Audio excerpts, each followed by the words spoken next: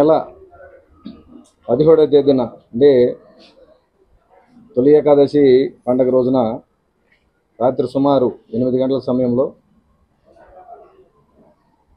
వినుకొండ పట్టణానికి చెందినటువంటి షేక్ రషీద్ అనేటువంటి కుర్రవాడిని ముళ్ళమూరు బస్టాండ్ సెంటర్లో హత్యగావించడం అనేది జరిగింది.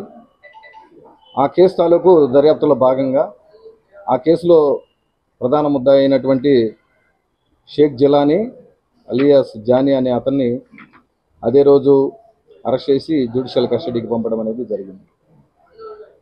ఇన్వెస్టిగేషన్లో భాగంగా ఆ కేసులో ముద్దాయిలు ఎవరైతే ఉన్నారో మరొక 6 వ్యక్తుల్ని ఈరోజు అరెస్ట్ చేయడం అనేది జరిగింది. వాళ్ళ వివరాలు నర్సరావుపేటలో బరంపేట ఏరియాకి చెందినటువంటి పఠాన్ అబూబరక్ సిద్దిక్ అలియాస్ సిద్దు, అదేవిధంగా వినుకొండ పట్టణంలో సీతయ్య నగర్కి చెందినటువంటి కొమ్ము వెంకట సాయి అలియాస్ సాయి, అదేవిధంగా వినుకొండ పట్టణంలో నిమ్మలబావి సెంటర్కి చెందినటువంటి కొమ్ము ఏడుకొండలు అలియాస్ కొండ, అదేవిధంగా నిమ్మలబావి బజార్కి చెందిన బయలబోయిన అనిల్, జేపంగులూరు మండలం ప్రకాశం జిల్లా అక్కడ తక్కిలపాడు గ్రామానికి చెందినటువంటి పాలపర్తి సుమంత్,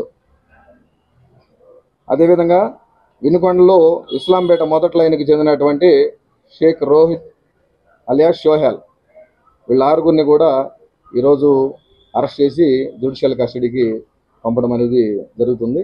ఇందులో ఇంకా ఇన్వెస్టిగేషన్ కంటిన్యూషన్లో ఉంది.